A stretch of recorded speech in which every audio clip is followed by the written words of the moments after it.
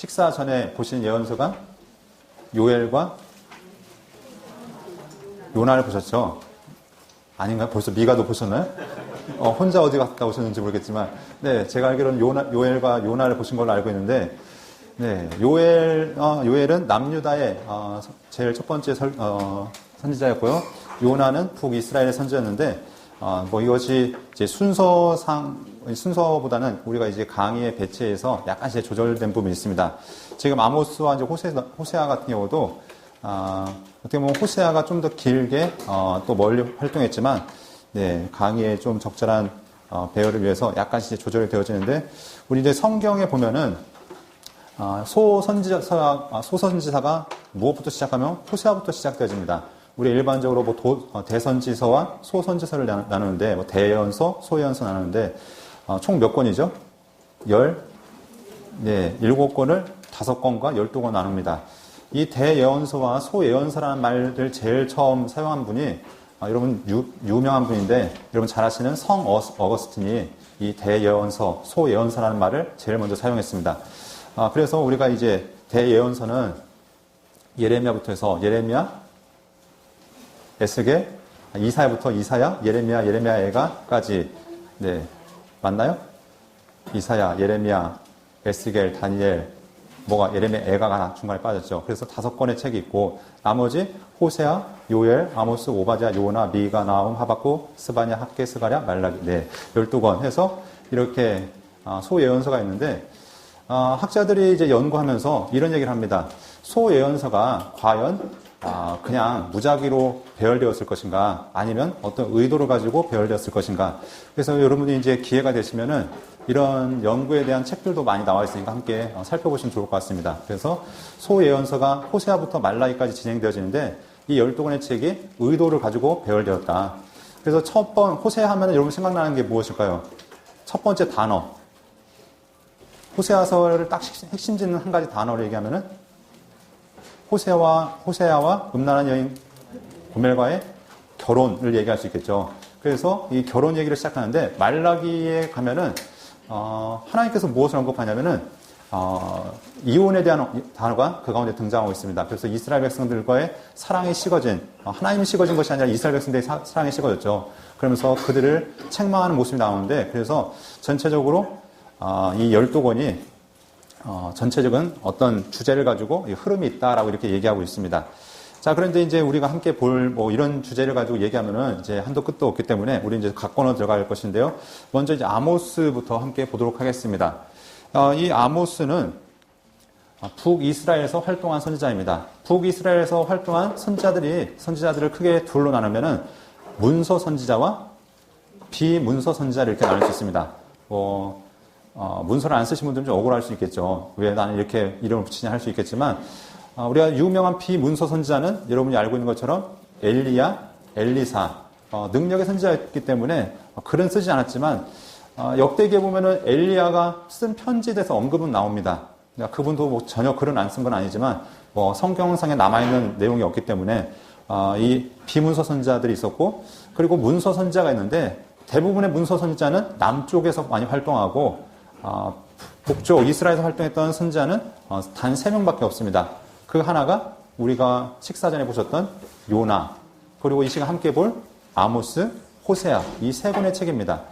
그래서 우리가 이 3명을 또 봐도 특징적인 것이 무엇이냐면, 북이스라엘에서 3명이 활동했는데, 북이스라엘 출신이었던 요나는 북이스라엘에서 활동한 것이 아니라 어디 가냐면은, 니느웨로 갔죠. 자기 나라에서 활동한 것이 아니라 외국 가서 활동했고, 그리고 아모스는 북이스라엘에서 활동하긴 했지만 이스라엘 출신이 아니라 남유다 출신입니다. 어떻게 보면 순수한, 그리고 북이스라엘만을 위해서 외쳤던 사람은 누가 있을까요? 네, 호세아가 있겠죠. 북이스라엘 출신으로서 북이스라엘 예언한 사람은 호세아가 있습니다. 그래서 우리가 이렇게 3명의 북이스라엘 선지자를 보게 되는데, 우리가 아까 요나서를 통해서 무엇을 보셨냐면은 니느웨를 가서 하나님의 뜻을 전했습니다. 그곳에서 하나님께서 그 땅을 용서하시고 하나님의 은혜와 자비, 하나님께서 하나님의 사랑의 범위가 단지 이스라엘만을 위한 것이 아니라 온 세상 모든 만민을 위한 것을 우리가 함께 보았고요. 또 구원이 우리가 생각하는 것처럼 양 잡아서 피 잡아서 하나님 앞에 회개하고 용서받고 그들이 구원받는 것이 아니라 전심으로 하나님께 회개했을 때 하나님께서 그들을 용서하셨다는 것을 우리가 또한 함께 살펴볼 수 있었을 겁니다. 이 시간 우리가 아모스를 통해서 볼 것은 아모스의 시대 상황 가운데 이 아모스가 무슨 얘기를 하고 있는가를 함께 보게 되는데요. 우리가 예언서를 보실 때 주의할 것은 무엇이냐면 예언서는 마치 앞으로에 있을 막 피상적인 것들, 막 빨간 거, 파란 거 왔다 갔다 하고, 네, 막 희끗희끗한 게 왔다 갔다 하는 그런 것처럼 생각이 되어지는데 이 예언서는 분명히 이들이 살았던 분명한 역사적인 삶의 환경 속에서 정황 속에서 그들이 맞닥뜨리고 있는 사람들 관계 속에서 이 말씀이 선포됐다는 것입니다. 그러니까 이거 막연한 것이 아니라 우리가 왜 막연하게 느끼냐면은 아까 얘기했던 열왕기라는 그 배경의 틀이 없으면 예언서의 말씀이 했던 말 또 하는 것 같고 그냥 했던 얘기가 무엇입니까? 우상 숭배하지 마라, 공의와 정의를 행해라, 또는 뭐 하나님께 돌아와라, 하나님께 너를 심판하실 것이지만 다시 용서하실 것, 뭐 이런 얘기가 계속 반복되는 것 같지만 배경을 정확하게 알면 왜 이런 말씀이 선포되어지고 있고 또 이 말씀이 정말로 성취된 말씀인지 아니면 그냥 뜬구름 잡는 말이었는지 이런 것들을 또 우리가 한번 확인해 볼 수 있을 겁니다. 자, 아모스의 주제어를 함께 얘기하면은 여호와를 찾으라 그리하면 살리라는 말로 이 아모스의 전체적인 내용을 한번 정리해 볼 수 있을 겁니다. 그럼 우리 구약의 선지자들을 간단하게 정리해 보면은 시기를 나눠서 볼 수 있습니다. 장소도 나눠서 보면은 북이스라엘이냐 남유다냐 이렇게 나눠서 볼 수 있겠지만 시기에 따라서 바벨론 포로 이전이냐 바벨론 포로기냐 아니면 바벨론 포로 이후냐 이것을 우리가 또 함께 나눠볼 수 있겠죠. 그래서 구약에 여기 보면 여기서는 이제 요엘을 문서 선자 제일 첫 번째 선자를 얘기하지만 예, 선지자로 얘기하고 제일 마지막 선자를 말라기로 얘기합니다. 그런데 엄밀히 따져서 이제 문서 선자, 비문서 선자를 다 포함해서 구약의 제일 마지막 선지자가 누구였을까요? 네? 구약의 제일 마지막 선지자. 이런 거 다 알고 있는 거라 제가 물어봤는데 갑자기 당황하시면 안 되죠. 네. 여러분 다 알고 계신 분입니다. 예수님이 앞길을 준비했던 세례 요한이 구약의 제일 마지막 선지자죠. 비록 구약에는 등장하지 않지만 왜냐하면 신약은 누구부터 시작되어지면 예수님부터 시작되어지기 때문에 예수님이 앞길을 준비했던 마지막 선지자로서 이 세례 요한이 마무리되어지는 것을 보게 됩니다. 이렇게 이제 요엘부터 말라기까지 여기 대언사를 이제 예언자를 다 포함해서 하는데요. 보면은 분열 왕국 시대 남유다 가운데 제일 처음 활동했던 사람이 요엘부터 시작해서 북이스라엘의 요나, 아모스, 호세아 그리고 그 무렵에 이 요나, 아모스, 호세아가 북이스라엘의 여로보암 2세 때 활동했다면 남유다는 그때 비슷한 왕이 누구냐면 우시야 왕, 아사랴 왕이라고 불렸던 그 사람이었죠. 그래서 그 왕 때 여러분 이사야서를 보면은 우시야 왕이 죽던 해 이 이사야가 성전에 들어가서 하나님의 천사를 뵙고 그 가운데 사명을 받게 되는 것을 보게 됩니다. 그래서 이사야, 미가가 그 당시에 같이 사역하게 됐던 걸 보게 되고요. 자, 나훔, 스바냐, 예레미야, 하박국 이 사람들은 이제 바벨론에 의해서 나라가 망하기 직전에 그리고 나라가 이제 위태위태할 때 그때 활동했던 선지자인데 이제 내일 보시게 되겠죠. 나훔, 스바냐, 예레미야, 하박국 이것은 내일 오전에 보시게 될 것 같고요. 그리고 에스겔, 예레미야, 오바댜, 다니엘 이 사람은 이제 바벨론이 전 세계를 정복해갈 그때 이 선지자들이 활동하기 시작하는데 이 사람들은 유다와 바벨론을 걸쳐서 사역을 했었죠. 에스겔은 여호야긴과 함께 포로로 끌려갔던 왕이었고 선지자였고 예레미야 같은 경우는 마지막 시드기야가 죽고 포로로 끌려갈 때 바벨론에 끌려가다가 느부사라단에 의해서 다시 이제 돌아왔던 그런 일이 있고요. 오바댜 유다가 망하면서 그때 외쳤던 선지자였고요. 다니엘 제일 첫 번째 포로로 끌려갔던 다니엘과 세 친구분들 끌려가서 왕궁에서 활약했던 분이었습니다. 그리고 이제 간격이 있죠. 최소 50년, 길게는 70년의 간격이 있은 다음에 이제 바벨론 포로 이후가 시작되어지는데요. 학계, 스가랴, 말라기를 통해서 성전주의라는 메시지가 학계와 스가랴를 통해서 선포되어지고 그리고 말라기를 통해서 이스라엘의 좀 식어버린 사랑을 향해서 하나님께서 다시 회복을 말씀하시는 그런 이야기로 이렇게 말씀되어진 것을 보게 됩니다. 자, 그래서 여기에 등장하지 않은 책들도 있죠. 예. 있나요, 없나요? 네. 선지서는 없고, 역사서는 이제 거기에 해당해서 느헤미야, 에스라가 여기에 포함될 수 있겠습니다. 자, 이렇게 이것을 간단하게 이제 소리곱새로 한번 보면은 마치 말굽자석 같이 생겼죠. 위는 빨갛고 아래는 파란색인데요. 위에는 북이스라엘입니다. 그래서 북이스라엘에서 활동했던 주요 문서 선지자가 요나, 호세아, 아모스 이렇게 세 명을 이야기하고 있고요.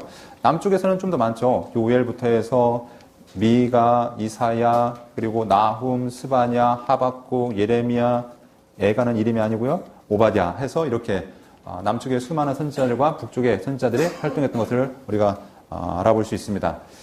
우리가 예언서를 볼 때 분명히 기억해야 될 것은 예언서는 크게 두 가지 의미가 있습니다. 각각 이중적인 의미가 있다고 볼 수 있죠. 그래서 한 사건이 있으면 그 사건이 선지자가 선포했던 그 시대를 향해서 그 말씀이 적용되어지는 것이 한 가지가 있고, 두 번째는 미래적인 의미죠. 그래서 그때 이루어진 것뿐만 아니라 그것이 이후에 또한 예수님을 통해서 아니면 마지막 최후의 순간에 이루어지는 그런 역사들이 있습니다. 예를 들면 이사야 시대에 이사야가 활동했을 때 아하스가 그 아수르를 의지하려 할 때 이 이사야가 우시야를 찾아가서 이런 얘기를 하죠. 하나님께서 당신에게 징조를 보여줄 것입니다. 처녀가 잉태해서 아들을 낳을 것인데 그것이 당신에게 징조가 될 것입니다. 그런데 첫 번째 1차적인 성취는 누굴 통해 나타나냐면 이사야가 아들을 낳으면서 이것이 그들에게 증거가 되어집니다. 그런데 그것이 또 어떤 의미로 쓰여지냐면 우리가 예수님의 이제 성찬절이 되어지면은 그것을 예수님의 탄생의 예언으로 우리가 보고 있잖아요. 그러니까 이렇게 예언은 크게 이중적인 현재적인 의미와 미래적인 의미가 있다. 그것들을 우리가 볼 수 있고요. 두 번째, 여호와의 날을 심판의 날을 선포하는데 요엘서를 여러분 아까 보셨듯이 그들에게 지금까지 여호와의 날은 어떤 날이냐면은 야, 우리 민족을 구원하는 날, 우리 외세로부터 우리 민족을 하나님께서 지켜주시고 메시아를 세워주셔서 우리를 세계 모든 민족 가운데 뛰어나게 하시는 날, 이것이 그들이 생각하는 여호와의 날이었는데 선지자들은 그 의미로 완전히 바뀌어버렸습니다. 여호와의 날은 너희가 생각하는 것처럼 구원의 날일 뿐만 아니라 너희에겐 도리어 심판의 날이다. 하나님께서 너희의 잘못을 책망하시고 너희를 벌하시는 날이다. 이렇게 선포되어진 것을 보게 됩니다. 그리고 세 번째, 하나님께서 심판을 선언하실 때 항상 무엇이 있냐면은 범죄한 나라와 개인에 대한 심판 선포와 더불어서 회개하고 돌아온 자들에게 대한 회복이 언제나 뒤따라오는 것을 보게 됩니다. 여러분 잠시 후에 이제 아모스도 그렇고 보게 되면 아모스도 그렇고 호세아도 그렇고 하나님께서 참 변덕이 심하세요. 무슨 얘기냐면은 내가 너희 심판할 거야. 너희 싹 쓸어버릴 거야 했다가도 그런데 너희가 너희 마음을 돌이키면 내가 다시 용서해 줄게. 그랬다가 또 다시 불같게 어떻게 하십니까? 내가 너희 다시 더 쓸어버릴 거야 했다가도 그런데 너희 진짜 마음을 다하고 뜻을 다해서 다시 돌아오면 내가 용서해 줄게. 그랬다가 또 어떻게 하세요? 이게 계속해서 아니 어떻게 이렇게 변덕이 심하실까라고 생각할지 모르지만 그만큼 우리가 멸망받지 않고 하나님 앞에 회복되어지를 바라는 그 마음, 그것이 하나님의 마음이었다는 것을 계속 선지자를 서를 통해서 우리에게 보여주고 있다는 것입니다. 자, 그러면 이 아모스를 이제 보도록 하겠는데요. 아모스라는 이름 뜻 자체는 짐을 드는, 짐을 옮기는 이라는 의미를 가지고 있습니다. 우리가 뒤에 보면은 이 아모스가 자기를 고백하면서 이렇게 합니다. 나는 선지자가 아니다. 나는 예언자가 아니라 나는 목자이고 나는 뽕나무 치는 자, 오늘날 성경에는 돌무화가 치는 자 이렇게 이야기하고 있습니다.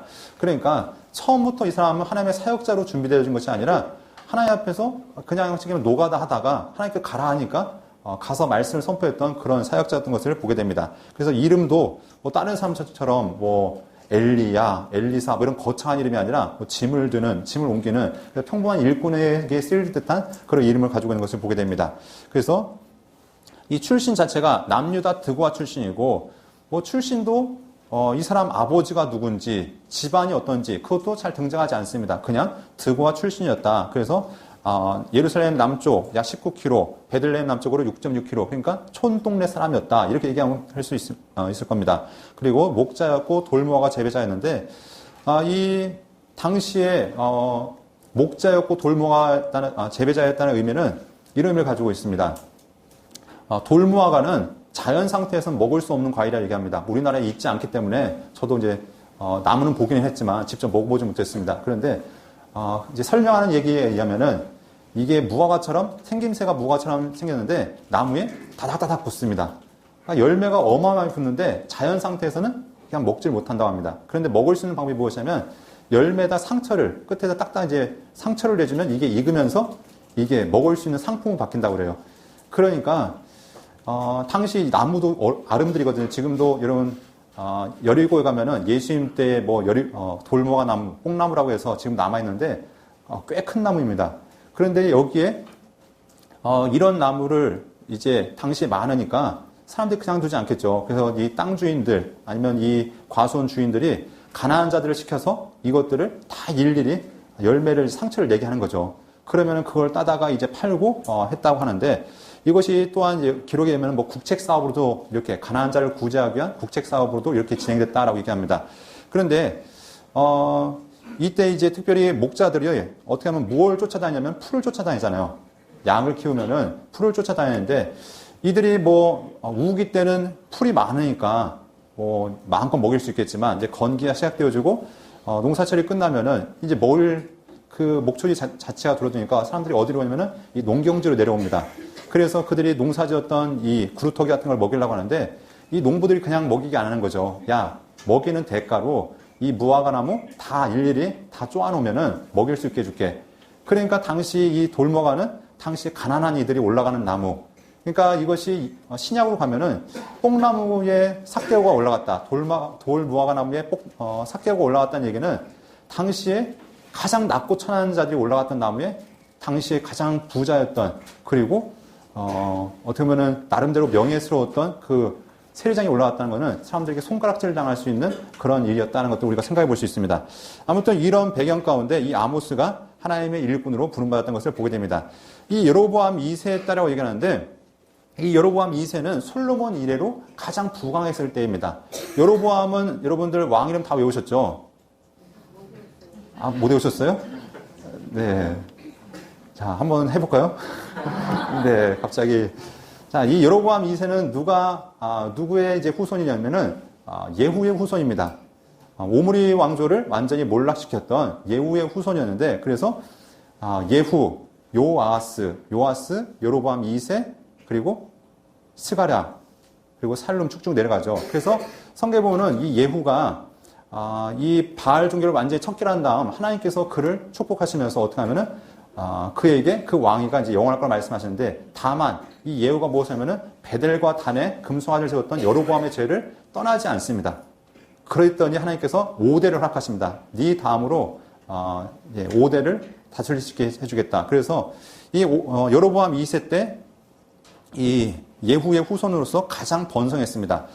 번성할 수 있었던 이유가 무엇이냐면 주변 열강들이 약세가 됐던 거죠. 그래서 위에 있었던 아수르라든가 아람이라든가 밑에 있던 애굽이라든가 다 세력을 발휘하지 못할 때 이 북이스라엘뿐만이 아니라 남유다도 세력을 가장 크게 확장합니다. 그래서 이 여로보암이 다메섹 지역을 이제 차지하게 되어주고 또 남유다도 밑에 에시온게벨 홍해가 있는 그 항구를 차지하면서 무역업이 가장 크게 발달하게 되어지죠. 그래서 영토가 확장되어지니까 뭐 상업이라든가 무역이라든가 문화적이라든가 뭐 여러 가지가 다 흥왕했던 때가 바로 이 시기였습니다. 그래서 솔로몬 이래로 가장 부강하고 가장 풍요로웠을 때 이때가 여로보암 2세 때였습니다. 그런데 하나님께서 이때 선지자를 3명씩이나 보낸 거죠. 남유다도 2명씩이나 보내고 그 얘기는 선지자가 많다는 얘기는 그만큼 악한 시대다. 도리어 그리고 성경에 보면 능력의 선지자가 나타날수록 더 악한 시대다. 그러니까 오늘날 하나님의 능력이 강하게 나타난다 하면은 그만큼 악한 시대다. 네, 이것들을 한번 생각해 볼 수 있을 겁니다. 자, 여기 지도를 보면은 이렇게 볼 수 있습니다.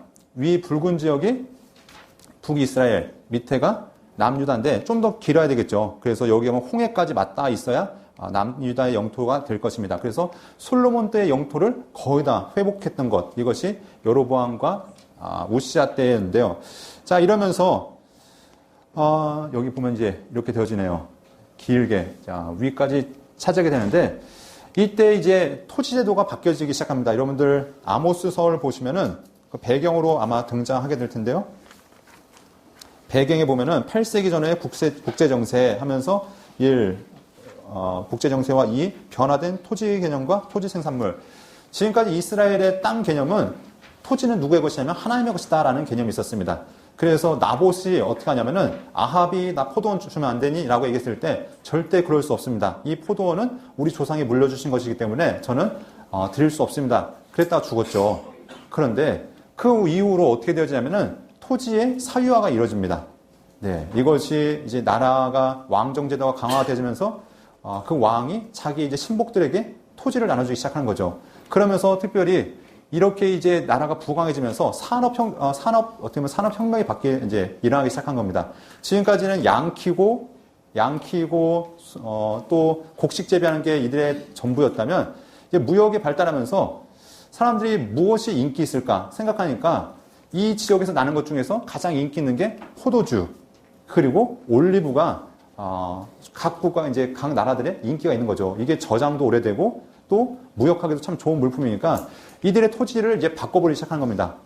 밀을 재배하는 것을 다 어떻게 밀어버리고 이제 포도원을 기르고 또 올리브 나무를 기르면서 상대적으로 어떻게 하면은 밀 재배지가 줄어들고 또한 사람들이 이제 나라에서 땅을 계속 뺏어가고 그런 상황 가운데서 백성들이 어떻게 하면은 가난한 자들이 이제 처음엔 땅에 있는 자들이 먹고 살기 위해서 어떻게 하면 땅을 내놓고 땅을 팔았던 자들이 또 그 돈을 가지고 이제 먹고 살려 했더니 공급은 수요는 많은데 공급은 줄어드니까 점점 이제 인플레이션이 일어나면서 어떻게 됩니까? 점점 이제 이들이 가난해지는 거죠. 그러면서 가진 자들은 더 부유해지고 가난한 자들은 더 가난해질 수밖에 없는. 그러니까 여기 아모스서나 호세아서의 배경에 보면은 사람들이 나중에 어떻게 하면은 먹고 살기 위해서 자기를 노예로 파는데 한 켤레 값으로 자기 자신을 파는. 예, 그러니까 어마어마한 이런 빈부격차가 벌어지는 것들을 보게 됩니다. 자, 이런 상황 가운데서 이제 구조적인 문제가 생겨진 거죠. 그래서 이런 배경을 이제 기본 틀로 하면서 호세아와 아모스가 이제 하나님 말씀을 선포하기 시작한 것을 우리가 보게 됩니다. 자, 그래서 이제 이 기록 연대가 언젠가 760년에서 753년경, 그래서 여로보암이 통치할 그 시대를 배경으로 하고 있고요. 특별히 여기는 지진전 2년 해가지고 기점을 이 아모스가 지진전 2년부터 활동했다라고 얘기하고 있습니다. 지진전 2년이라고 얘기하는 것은 기록이 하면은 이 지진이 어마어마한 기록이었다고 얘기하죠. 그래서 산이 옮겨갈 만큼 어마어마한 정말 이스라엘 역사 가운데 기록될 만한 지진이었다라고 얘기하고 있습니다. 기록 목적을 보면은 권력과 탐욕에 눈이 멀어서 사회적 불법을 일삼는 북이스라엘 부유한 상류층과 지도자들의 죄를 지적하고 회개를 촉구하고 있다. 그러니까 그들이 가진 자들이 가졌으면 의무와 책임이 있는 거죠. 그 책임은 가난한 자들을 돌보는 것입니다.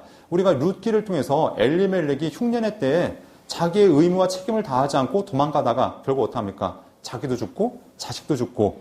근데 하나님께서 이스라엘 백성들에게 율법을 통해서 명하셨잖아요. 가난한 자들을 돌볼 것. 그것을 명하셨는데 이들은 자기 배만 배불리는데 앞장섰다는 것이죠. 그렇기 때문에 이 선지자들이 그 지도자들의 죄를 지적하고 있습니다. 그래서 부자들의 죄, 지도자들의 죄, 그리고 종교 지도자들의 죄, 재판관들의 죄, 이런 죄들을 지적하면서 그들을 책망하는 것을 보게 되고요.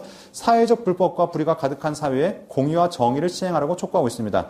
그래서 이 소예언서에 보면은 끊임없이 등장하는 게 무엇이냐면은 공의와 정의 또는 공의와 인애, 이것을 끊임없이 얘기하고 있습니다. 공의는 밖으로 나타난 틀이라면 인애는 그 안을 채우는 구성이라고 할 수 있겠죠. 그래서 인애는 여러 가지 말로 표현될 수 있습니다. 인애는 사랑이라는 말로도 표현될 수 있고 자비라는 말도 표현할 수 있지만 예언서에서는 충성, 순종 이런 의미로도 많이 표현되어집니다. 그래서 이 하나님을 사랑하는 것과 그 사랑이 삶으로 표출되어지는 삶이 없이는 하나님 백성으로서 온전히 설 수 없다는 것들을 끊임없이 이야기하고 있습니다.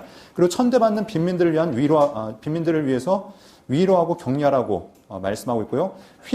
결국 회개하지 않으면 무서운 군대에서 심판받을 것을 경고하고 있는 것을 보게 됩니다. 그래서 하나님께서 이스라엘 백성들이 하나님 앞에 돌아오기를 간절히 바라는 마음으로 이 아모스를 보내고 있는 것을 보게 됩니다. 자, 그러면 우리가 전체 보기를 보겠는데요. 아모스는 몇 장일까요? 네. 많은 분들이 이제 외우기 하기 위해서, 이렇게 많이 이제 얘기를 하는데, 방금 얘기하신 것처럼, 아모스구나. 네.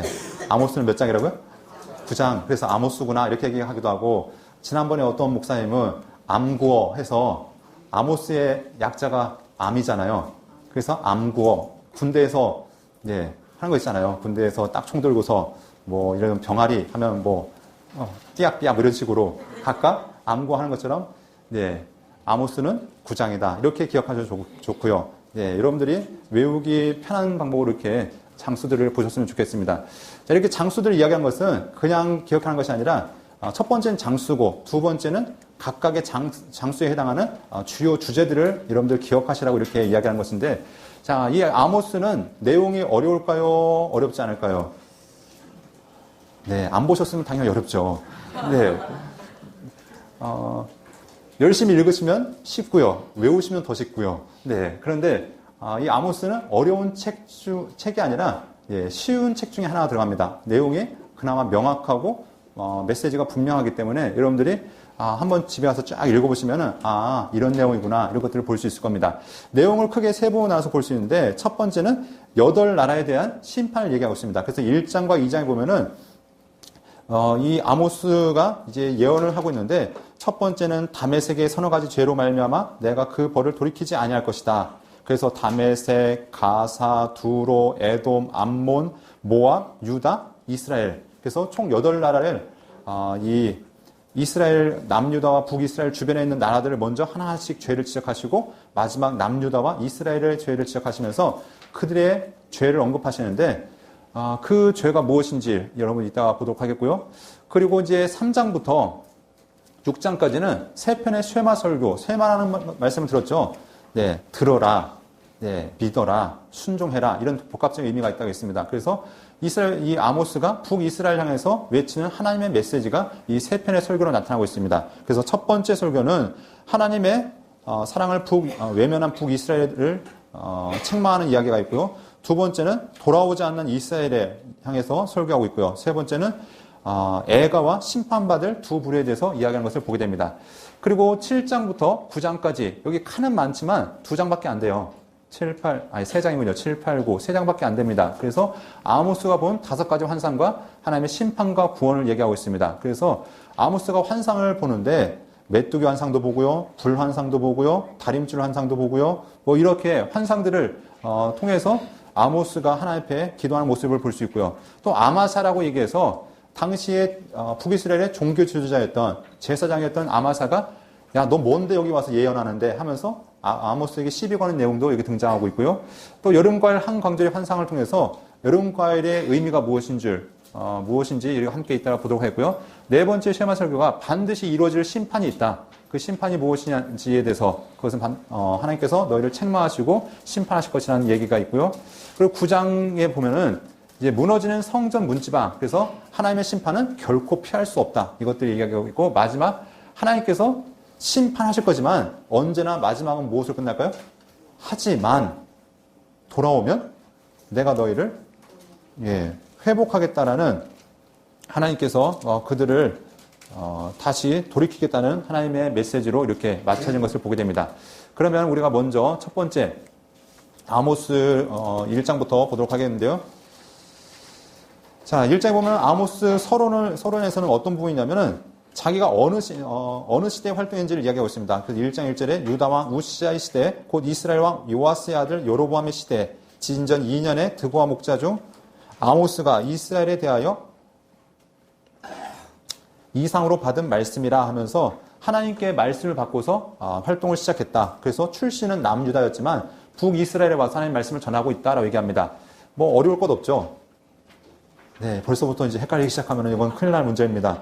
자, 3절부터 보면은, 거의 2절, 3절씩 딱딱 나눠져서, 어떻게 하면은, 8나라를 심판합니다. 첫 번째, 다메섹, 그리고 가사, 두로, 에돔, 암몬, 모압, 남유다, 북이스라엘, 8나라를 심판하고 있습니다. 그런데 왜 어디부터 심판하냐면은, 이방 나라부터 언급하는 거죠. 그냥 곧바로, 야, 북이스라엘 너 죄졌어. 하고 하나님께서 심판하신 것이 아니라, 8나라들을 하면서, 다메섹부터 그 쭉 이스라엘 주변의 나라들을 이야기하는데 왜 그러냐면은 이방 나라들의 죄와 이스라엘의 죄가 별반 다를 바가 없다는 겁니다. 그리고 두 번째 의미는 하나님은 이스라엘만의 하나님이 아니라 모든 나라의 하나님이시다. 하나님께서는 모든 나라를 통치하시고 모든 나라를 다스리시는 분이시다. 그분 이방 나라를 또 하나님의 심판 아래 있다는 것들을 이야기하고 있습니다. 그러면 왜 유다와 북이스라엘이 심판을 받을 수밖에 없는가? 하나님의 법을 어겼기 때문에 하나님께서 우리에게 레위기라는 규칙을 허락하셨는데 그 규칙을 벗어났기 때문에 하나님께서 심판을 명하시고 있는 거죠. 그래서 우리가 자주 이 예언서를 무엇에 설명하냐면 축구 경기의 심판으로 이야기합니다. 예. 목사님 중에 그런 말씀 하시는 분 계신가요? 축구 경기를 할 때 경기장 안에 몇 명이 들어가 있죠? 경기장 안에. 네, 축구를 모르시군요. 네. 네. 선수가 11명씩 있어요. 예, 그 22명이 들어가고 거기에 심판이 1명 들어가서 총 23명이 있습니다. 자, 23명이 있지만 한 명은 그 경기에서 같이 뛴다고 막 공차하고 태클하고 하면 절대 안 됩니다. 이 사람은 경기를 어떻게 하면 원활하게 유지할까? 그것을 이제 지켜보는 사람이죠. 그런데 이 사람은 정말 중요한 사람입니다. 선수들이 그 규칙을 어길 때마다 어떻게 해요? 예, 호각을 불거나 카드를 꺼냅니다. 예, 이 사람이 오늘 부인이랑 싸고 왔다고, 오늘 기분 나빠 해서 그냥 무조건 레드 카드, 옐로 카드 막 뺄 수 있습니까? 할 수 없죠. 심판이 아무리, 연륜이 오래됐어도 이 사람은 반드시 무엇을 지켜야 되면은 규칙에 의해서 카드를 뽑거나 호각을 불어야 됩니다. 마찬가지로 예언자들이 등장하는 이유는 무엇이냐면 그냥 하나님께서 심심하니까 보낸 것이 아니라 하나님의 규칙인 율법에 어긋났을 때 하나님께서 그들을 회복하기 위한 하나님의 어떻게 보면 심판 같은 이 하나님의 배려였고 하나님의 사랑이었다는 것이죠. 그렇기 때문에 하나님께서 이 메시지들이 때로는 험악하고 무시무시할지라도 그 이면에는 무엇이냐? 그들을 회복하고 그들을 돌이키게 한 하나님의 사랑의 배려였다는 것. 이것을 우리가 항상 발견하셔야 된다는 겁니다. 그래서 이스라엘과 이 이방 나라를 심판한 하나님의 말씀이 있는데요. 그래서 유다의 서너 가지 죄를 얘기하시면서 유다가 하나님 앞에 범죄했는데 그것이 무엇이냐? 여호와의 율법을 멸시하며 그 율례를 지키지 아니하며 그의 조상들이 따라가던 거짓 것에 미혹되었다라고 얘기합니다. 결국 무엇이냐면 유다의 죄는 하나님의 율법을 어겼다. 다른 얘기하면 하나님과의 약속을 어겼다. 하나님께서 주신 법을 어긴 것. 이것이 유다의 죄였고 북이스라엘의 죄는 무엇이냐? 좀 더 이제 화려하죠. 네. 첫 번째 한번 읽어보겠습니다. 6절, 7절, 8절 읽어보겠습니다. 시작.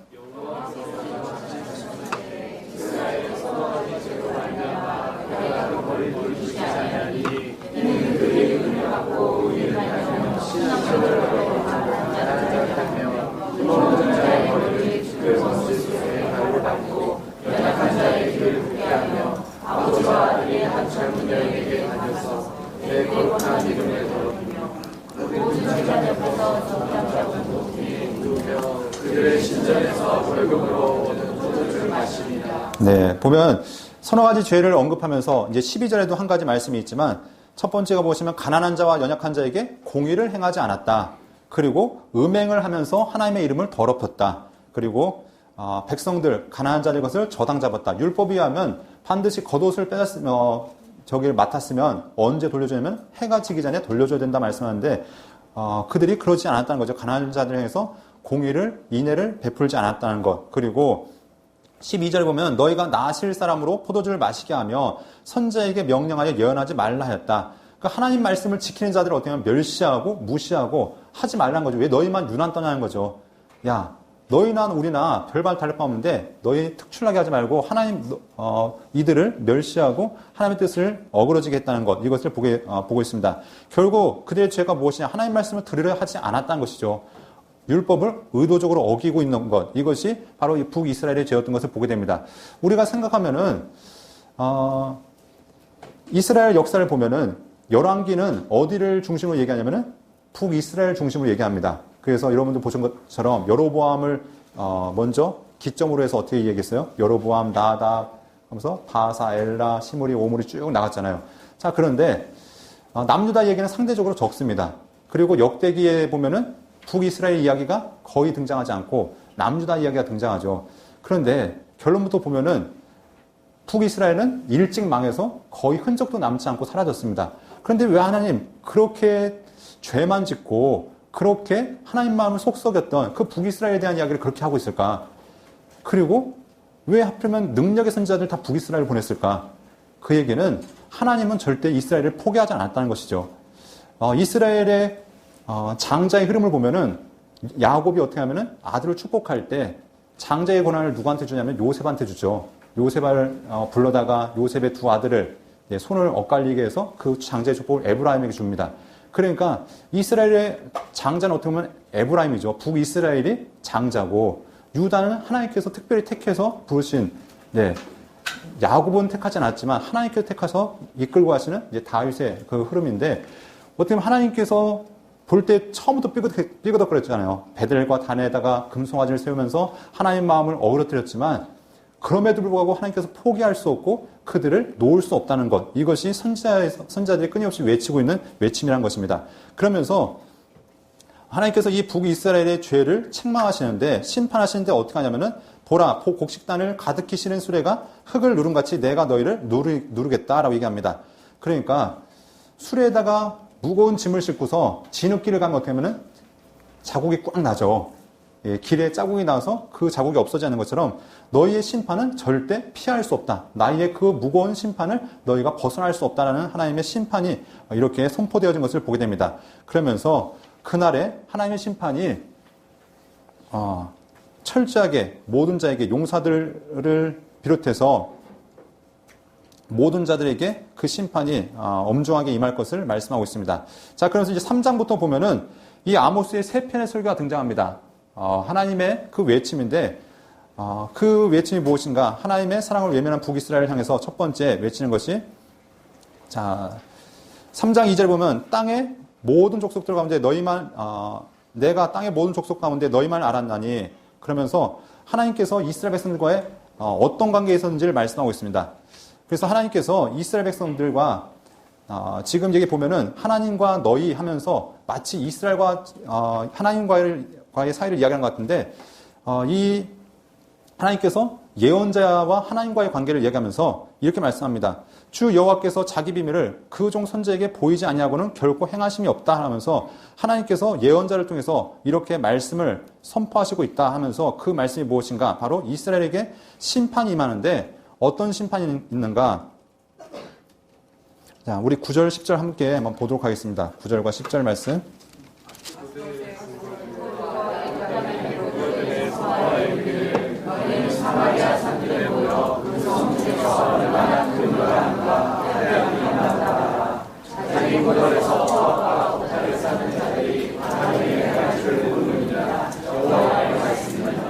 하나님께서 이스라엘 죄를 심판하시는데 누구한테 증인을 서라고 얘기하냐면은 아스돗의 궁궐들과 애굽 땅의 궁궐들, 다시 말해서 당시 이방의 나라들, 우상이 판치고 있는 그 나라들에게 이제 증인을 서라는 것이죠. 이 사마리아가 얼마나 범죄했는지 너희가 보고 판단하는 겁니다. 그러니까 이스라엘 사람들에게 이스라엘의 죄가 얼마나 많은지를 판단하는 것이 아니라 우상으로 차고 넘치는 그 나라들에게 이 이스라엘 하나님을 섬긴다고 하는 그 나라가 얼마나 악한지, 얼마나 하나님의 뜻을 벗어나 있는지 그들을 판단하면서 그들의 죄를 하나님께서 심판하시겠다고 말씀하고 있습니다. 그래서 그들을 어떻게 하시는가? 내 힘을 쇠하게 하며 내 궁궐을 약탈할 것이다. 지금까지 그들이 지금 이 배경 때문에 가장 부유할 때입니다. 여로보암 2세 때 우리는 부족함이 없다라고 얘기하고 우리는 하나님 없어서 살 수 있다라고 얘기하는 그때 하나님께서 그들의 가진 모든 것들을 다 빼앗아 버리겠다라고 말씀하시죠. 그래서 12절에 보면은 목자가 자기 사자 입에서 양의 두 다리나 귀조각을 건져낸 것 같이 사마리아에서 침상 모서리나 걸상의 방석에 앉은 이스라엘 자손도 건져냄을 입으리라 하면서 하나님께서 너희가 간신히 사랑을 입을 것이다. 그러면서 하나님의 심판이 엄중하게 임할 것을 말씀하고 있습니다. 그래서 너희의 지금 쌓아왔던 모든 것들이 다 무너지게 될 것이다. 하나님께서 이렇게 심판을 말씀하고 있습니다. 그래서 이렇게 할 수밖에 없었던 이유가 무엇이냐면 북이스라엘의 출발 자체가 잘못되었던 것이죠. 베델과 단에다가 금송아지를 만들어 놓고 우상 종교를 만들어 섬겼는데 종교 개혁자였던 예후조차도 그렇게 이스라엘을 타락하게 만들었고 지금 그 후손이었던 여로보암 때 그것이 극에 달했다는 것입니다. 그러면서 하나님께서 이스라엘의 그 모든 종교적인 성소들 베델과 단뿐만 아니라 모든 것을 다 하나님께서 회파하시겠다, 심판하시겠다 말씀합니다. 북이스라엘의 죄의 핵심을 얘기하면은 결국 무엇이냐면 종교적인 거, 타락한 것은 기본적으로 깔고 합니다. 우상 섬기는 거, 이거는 벗어날 수 없는 죄죠. 그런데 하나님께서 이 아모스를 통해서 끊임없이 지적하는 것이 무엇이냐면 너희가 우상을 숭배하는 가운데 더 가슴 아픈 일은 가난한 자들을 볼모로 부를 축적하고 그들을 압제하고 그들 하나님을 떠난 것, 이것이 바로 그들의 가장 심각한 죄라는 것들을 이야기하고 있습니다. 두 번째도 이 설교가 있는데 그 설교가 무엇이냐면 이렇게 시작하죠. 바산의 암소들아, 이 말을 들으라. 이 바산이라는 곳이 어디냐면 요단강 동쪽입니다. 예, 루벤, 갓, 므낫세 반제파가 목초지로 있었던 그곳이 바산인데 어떻게 보면 가장 풍요로운 곳, 가장 좋은 목초지를 이 바산이라 일컫습니다. 그런데 하나님께서 그들이 행한 죄악에 대해서 이야기하고 있죠. 그래서 이 바산의 암소에 대한 설명을 여러분 교재에 보면 두 가지로 설명하고 있을 겁니다. 그래서 첫 번째, 당시에 타락한 부자 여인들을 이야기하고 있다. 이런 의미로도 첫 번째 쓰이고 타락한 이스라엘 향해서 말씀하고 있다라는 의미도 쓰여지고 있는데 결국 무엇이냐면 하나님께서 이 부유한 자들이 가난한 자들을 착취하고 그들을 괴롭힐 때 하나님께서 그들을 심판하실 것이다 라고 얘기하고 있습니다. 너희는 베델에 가서 범죄하며 길갈에 가서 죄를 더하며 아침마다 너희 희상을 3일마다 너희 11조를 드리며 그러니까 결국 그들이 끊임없이 제사하지만 끊임없이 예배하지만 이것이 하나님 앞에 연락될 수 없다는 것이죠. 매일 그들이 희생을 드리고 3일마다 11조를 드리고 그리고 누룩 넣은 것을 불살라 수은제를 드리고 낙헌제를 소리내어 선포하려무나 이스라엘 자손아 이것이 너희가 기뻐하는 바니라. 결국 하나님께는 아무 소용이 없다는 것입니다. 그러니까 너희끼리만 좋아하는 거지 하나님께서는 아무 효력이 없는 제사라는 것들을 이야기합니다. 우리가 끊임없이 여기 보면은 호세아서도 그렇고 아모스도 그렇고 하나님께서 너희 제사 안 드렸으면 좋겠다라는 말씀하십니다. 이사야서도 그렇고 제사를 명하신 분이 누구시냐면 하나님이시죠. 제사 제도를 명해주시고 제사를 어떻게 드려야 되는지 하나하나 알려주신 분이 하나님이신데 하나님께서 끊임없이 이 선지서를 통해서 무엇을 얘기하면은 너희 제사 드리지 말라고 얘기하십니다. 왜냐하면 여러분 사무엘서에 나왔던 사울의 이야기를 기억하시면 좋을 겁니다. 사울이 아말렉과의 전투에서 돌아온 다음 사무엘이 무슨 얘기합니까? 왕이시여 이게 무슨 소리입니까? 이 우양의 소리가 무슨 소리입니까? 했을 때 사무엘이 무슨 얘기합니까? 하나님 앞에 제사 드리려고 가져왔습니다. 그때 하는 얘기 무슨 얘기하죠? 순종이 제사보다 낫고 듣는 것이 우양의 기름보다 낫습니다 하면서 하나님 앞에 원하시는 것은 제사 이전의 순종이고 하나님 말씀을 듣는 것 이것이 더 중요하다는 것들을 얘기하는데 마찬가지로 여기서도 제사 드리는 그 행위 이전에 하나님의 공의를 행하는 것, 하나님의 사랑을 행하는 것 이것이 바로 하나님의 뜻이라는 것들을 끊임없이 선포하고 있는 것입니다. 그러면서 하나님께서 그들을 심판하셨다는 거죠. 어떻게 심판하셨는가? 우리 6절부터 쭉 보면은 계속 반복되는 이야기가 있습니다. 빨간 글씨를 보면은 너희가 내게로 돌아오지 아니하였다. 이 얘기가 뭐냐면은 하나님께서 이스라엘을 범죄하니까 깨닫게 하기 위해서 그들을 징계하셨다는 겁니다. 여러분 히브리서 12장에 보면은 아버지가 징계하지 않는 아들이 없다고 얘기합니다. 마찬가지로 하나님께서 이스라엘 징계하기 위해서 레위기에 명하셨던 신명기에 명하셨던 그 하나님의 저주로 어떻게 하시면 하나 그들을 이제 심판하신 거죠. 심판이 멸망이 아니라 그들에게 책망하시고 그들에게 징계하신 것이 심판이 아니라 돌아오게 하기 위한 하나님의 계기였죠. 그런데 이렇게 얘기합니다. 내가 너희 모든 성읍에서 너희 일을 깨끗하게 하며 너희의 각처에서 양식이 떨어지게 하였으나 그러니까 양식을 떨어뜨려 보았다. 여러분 역사 가운데 보면 그랬죠. 사마리아 성에 양식이 떨어져서 자기 자식을 잡아먹는 그런 일도 있었는데 그런데 너희가 내게로 돌아오지 아니하였다. 그러면서 그 뒤에 보니까 피도 내리지 않게 하고 또 성읍으로 비틀거며 물을 마시러 가서 만족하게 마시지 못하였으나 결국 너희가 내게로 돌아오지 아니하였다.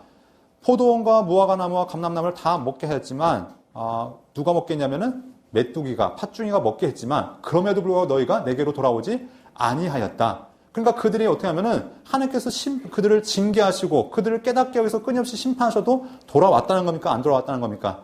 안 돌아왔다는 거죠. 그러면서 하나님께서 그들이 돌아오지 않았기 때문에 결국은 어떻게 되는가? 그들은 심판받을 것이다. 하나님의 최종 심판이 있을 것이다. 라고 이야기하고 있습니다. 그러면서 하나님께서 무슨 얘기 하냐면은 이제 창조주 하나님을 만날 준비를 해라. 하나님께서 너희를 완전히 뒤집어 엎을 것이다. 하나님께서 너희를 새롭게 할 것이다. 이 얘기를 이제 12절부터 쭉 하는 것을 보게 됩니다. 자, 세 번째 설교가 무엇이냐면, 애가와 심판받을 두 부류에 대해서 이야기하고 있죠. 그래서 애가를 지으라고 얘기하고 있습니다. 그래서 5장 1절부터 11절까지 쭉 보면은, 그래서 하나님을 찾는 자는 남게 될 것이다. 그런데, 먼저 하나님을 찾기 위해서 필요한 것이 무엇이냐면, 우상에서 떠나라는 것이죠. 우상에서 떠나고, 하나님 앞에서 바라는 공의와 의를 행하는 것, 이것이 하나님의 뜻이라고 얘기하고 있습니다. 만약 너희가 그렇게 하지 않으면 심판받을 것이다. 이렇게 얘기하면서 그 이야기를 하고 있는데요. 우리 3절에 보면은 하나님께서 어떻게 심판하시는가? 주 여호와께서 이와 같이 말씀하시되 이스라엘 중에서 1000명이 행군을 나가던 성읍에는 100명만 남고 100명이 행군하는 성읍에는 10명만 남으리라. 하나님께서 이렇게 기회를 주신 거죠. 이런 심판이 있을 때 그걸 깨닫고 돌아와라. 그런데 이들이 어떻게 합니까? 여호와께서 이스라엘 족속에게 이와 같이 말씀하시기를 너희는 나를 찾으라 그리하면 살리라. 너희는 여호와를 찾으라 그리하면 살리라. 그렇지 않으면 그가 불같이 요셉의 집에 임하여 멸하시리니 베델에서 그 불을 끌 자가 없으리라 했지만 9절에 보면은 결국은 어떻게 된가? 하나님의 심판이 임하고 말았다는 겁니다. 하나님께서 기회를 주시고 계속 경고하시고 깨닫게 하시지만 그들은 하나님의 말씀을 귓등으로 듣지 않고 결국 하나님의 말씀을 어기고 심판을 맞이할 수밖에 없었답니다. 그렇기 때문에 하나님께서 다시 얘기하는 겁니다. 너희가 살려면 선을 구하고 악을 구하지 말라라고 하나님께서 그들에게 말씀하신 거죠. 너희는 악을 미워하고 선을 사랑하며 성문에서 정의를 세울지어다 라고 하나님께서 그들에게 말씀하십니다. 그러면서 여러분 유명한 구절이 여기에 등장하죠. 아모스서에 보면은 24절 말씀 함께 보도록 하겠습니다. 시작.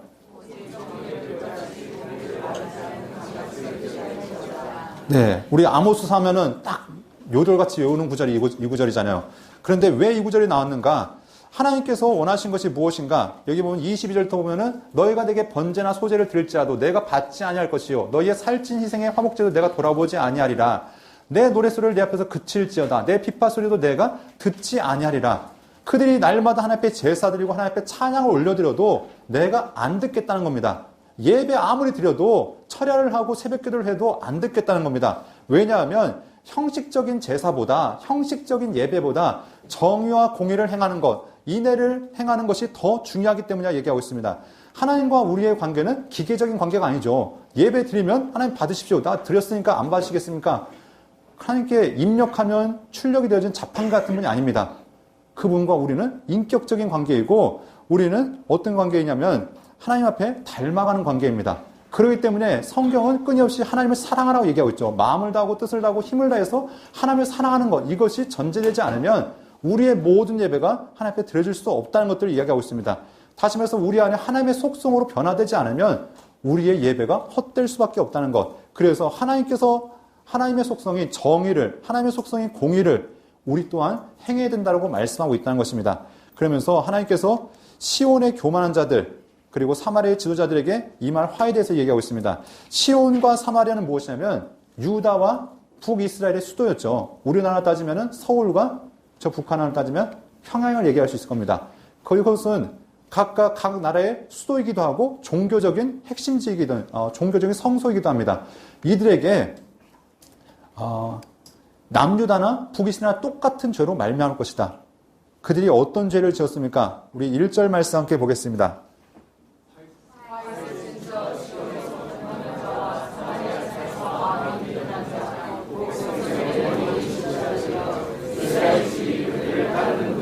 결국 남유다나 북이스라엘이나 가장 큰 죄의 원인이 무엇이냐? 지도자의 타락이 결국 이스라엘의 타락을 이끌었다는 것입니다. 그러니까 오늘날 이것도 우리에게 중요한 메시지겠죠. 우리가 한 교회의 목회자의 타락은 전 교회의 타락으로 이끌 수 있습니다. 지도자가 하나님의 뜻 가운데 바로 서지 못하니까 하나님께서 이 온 나라를 심판하시겠다고 말씀하고 있습니다. 그러니까 하나님 말씀을 어떻게 알고 있는가? 하나님 말씀을 제대로 알지 못하고 자기 뜻대로 자기 마음대로 살아가는 이 북이스라엘과 남유다를 하나님께서 심판하시겠다 말씀하시면서 그들이 어떻게 합니까? 그들이 타락해서 쾌락 가운데, 탐욕 가운데, 그리고 백성을 압제함 가운데 있었던 것을 보게 됩니다. 그러면서 하나님께서 그들이 자기의 처지를 알지 못한다는 것이죠. 6절 봤더니 대접으로 포도주를 마시며 귀한 기름을 몸에 바르면서 요셉의 환난에 대하여는 근심하지 아니하는도다. 지금 선지자가 끊임없이 너희 망하게 됐다라고 얘기하고 있는데 괜찮다는 겁니다. 우리는 괜찮다. 우리는 문제 없다는 겁니다. 그들이 이렇게 판단하는 근거 보시면 우리는 이렇게 부자인데 무엇이 문제냐는 거죠.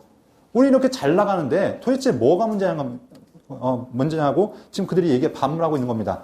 이것이 호세아 12장 8절에 봐도 그렇게 얘기하는 거죠. 그들의 죄를 끊임없이 지적하지만 우리는 부유한데, 우리는 강건한데, 우리 군대는 강한데, 끊임없이 자기들이 가진 것이 자기들의 영적인 상태라고 자기들의 복이라고 이야기하는 것을 우리가 볼 수 있다는 것입니다.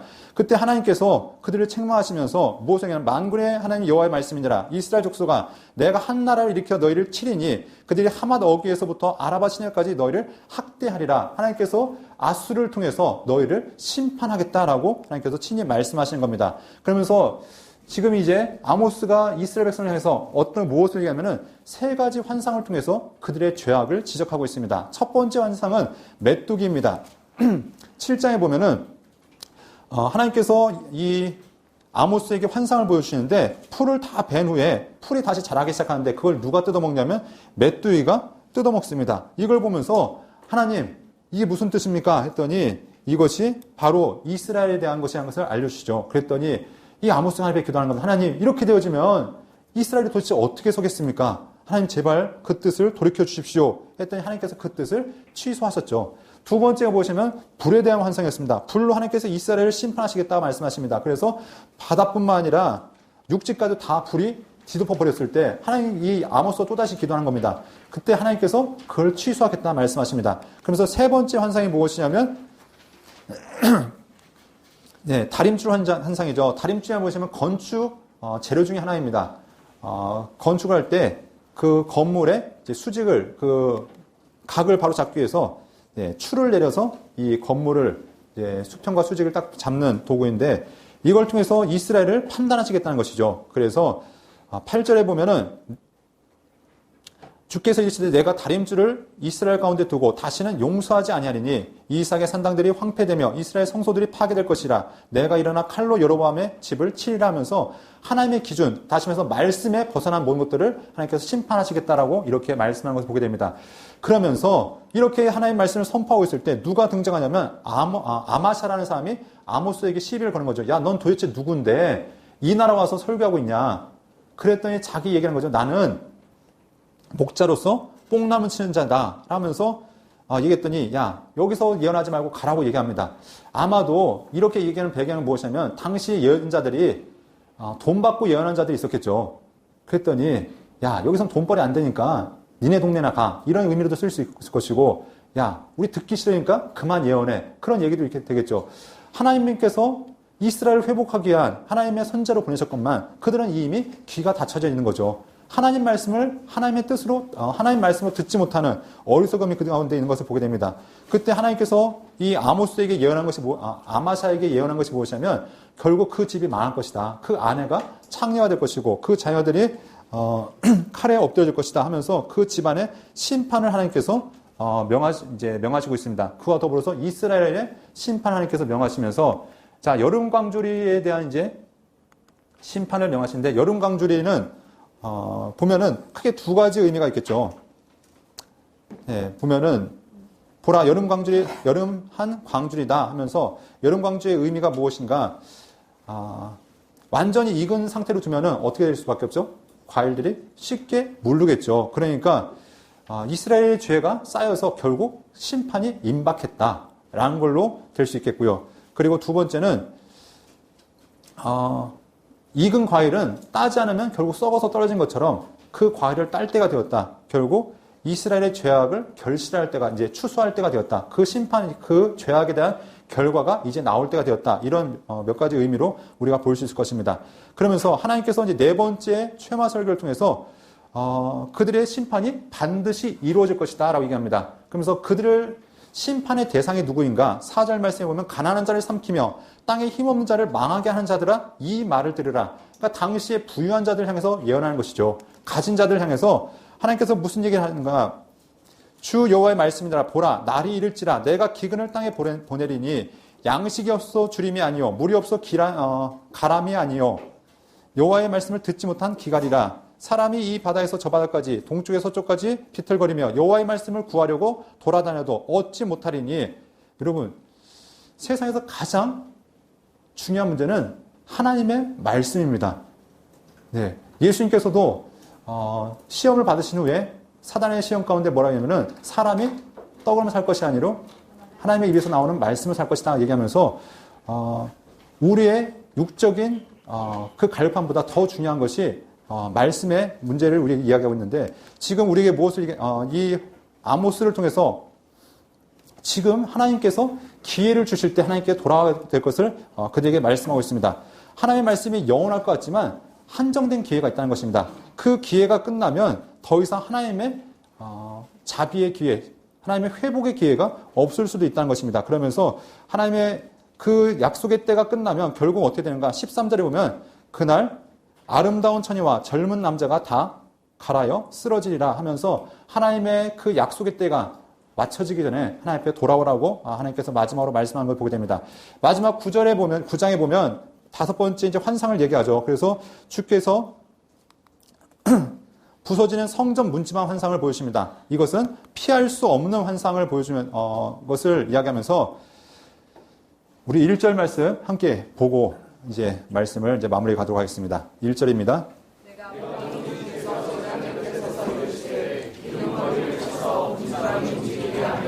그것으로 부서져서 우리의 머리에 떨어지게 하라. 내가 그 남자를 가져 죽이니 그 중에서 한 사람도 도망하지 못하며 그 중에서 한 사람도 피하지 못하리라. 네, 하나님의 심판, 이제 마지막 기회라는 겁니다. 하나님께서 돌아오지 않는 자는 결국은 그 한 사람도 피하지 못하고 하나님의 심판을 당할 수밖에 없다라고 얘기합니다. 그들이 아무리 피하여 숨을지라도 그 심판은 벗어날 수 없다라고 얘기합니다. 여러분 시편 137편인가요? 보면은 내가 주의 신을 떠나 어디로 가며 주의 영을 주의 신을 떠나 어디로 가며 주의 영을 피해 어디로 가오리니까 하면서 내가 하늘에 올라갈지라도 거기 계시며 음부의 대자리를 펼지라도 거기 계십니다 하면서 하나님께서 우리를 우리가 어디에 있어도 하나님께서 우리를 보호하시고 인도하신다는 의미로 쓰였다면 여긴 반대죠. 하나님께서 우리가 어디로 도망갈지라도 끄집어내서 결국은 심판하실 것이다. 하나님의 심판은 정확하시고 분명하게 하나님의 말씀을 거역한 자들에게 임할 것이라는 것을 이렇게 2절과 3절에서 말씀하고 있다는 것입니다. 그럼 마지막 하나님께서 말씀하신 게 무엇인가? 하나님께서 결국 이들이 범죄했을 때 이 땅을 심판하게 하실 것이지만 하나님의 목적은 심판이 목적이 아니라는 것이죠. 그래서 마지막 8절부터 10절까지 보면 보라 주 여호와의 눈이 범죄한 나라를 주목하노니 내가 그것을 지면에서 멸하리라. 그러나 야곱의 집은 온전히 멸하지는 아니하리라. 자, 하나님께서 이 약속처럼 하나님께서 범죄한 이스라엘을 철저히 심판하실 것을 이야기합니다. 하지만 온전히 멸하지는 않을 것이다. 언제나 하나님은 남은 자가 있을 것을 이야기하고 있죠. 이사야서에서도 나무가 베어지면 그루터기가 있을 남을 것을 이야기하는 것처럼 오늘 여기서도 야곱의 집이 멸망할 것이지만 완전히는 않을 것이다. 그러면서 10절에 9절 10절에서 하나님께서 내 백성 중에서 말하기를 화가 우리에게 미치지 아니하며 이르지 아니하리라 하는 모든 죄는 칼에 죽을 것이다 하면 이렇게 얘기하지만 마지막 15절의 말씀은 무엇인가? 내가 그들의 땅에 심으리니 그들이 내가 준 땅에서 다시 뽑히지 아니하리라. 내 하나님 여호와의 말씀이라 하면서 하나님은 마지막까지 심판을 말씀하시지만 최종은 무엇이냐? 그래도 돌아오면 내가 회복하겠다라는 말씀으로 이스라엘 향해서 이렇게 마지막 손을 내밀고 있는 것을 보게 됩니다. 그런데 여로보암 때부터 멸망 때까지 몇 년이냐면 약 30년입니다. 지금은 가장 부강하고 가장 번성하기 때문에 이 나라는 영원할 거야. 이 나라는 정말 끝이 없을 거야 라고 생각하지만 그들의 기대는 헛된 기대였던 거죠. 이 아모스의 예언이 맞춰진 다음, 호세아의 예언이 맞춰진 다음 얼마 안 돼서 이 나라는 급격하게 쇠퇴하기 시작합니다. 그리고 하나님의 심판이 임하고 결국은 아수르에 의해서 포로로 끌려가게 되죠. 그럼에도 불구하고 하나님께서 그 가운데서 하나님의 구원을 베풀어서 끌려가는 중에서도 하나님의 인애와 자비가 나타나는 것을 보게 되는데 오늘 이 아모스를 통해서 이스라엘 백성을 향해서 끊임없이 말씀하신 것, 그것은 바로 다시 돌아오라는 것입니다. 돌아오기 위해서 어떻게 되는가? 하나님을 알아야 되겠죠. 하나님을 알고 하나님이 원하신 것을 행해야 되는데 이 아모스가 얘기하는 것은 하나님이 원하시는 정의를 행해라. 하나님이 원하시는 공의를 행해라. 하나님이 원하시는 인애를 행해라. 이것이 그들에게 주어지는 메시지였다는 것입니다. 결국은 누굴 찾으라는 것인가? 하나님을 찾아라. 그러면 너희가 살게 될 것이다. 이것이 이스라엘에게 주어지는 메시지였습니다. 그러면서 5장에서 하나님께서 이 아모스를 통해서 말씀하신 것처럼 오직 정의를 물같이 공의를 마르지 않는 샘같이 강물같이 흐르게 할지어다 라는 말씀을 했는데 이 시대 가운데도 마찬가지입니다. 양식이 없어서 주림이 아니라 물이 없어서 가람이 아니라 여호와의 말씀을 듣지 못하는 그 기갈이 오늘 이 시대 가운데 있다면 우리는 하나님의 말씀을 바로 알고 그분의 뜻을 바로 세워나갈 수 있는 그런 은혜가 있기를 소원합니다.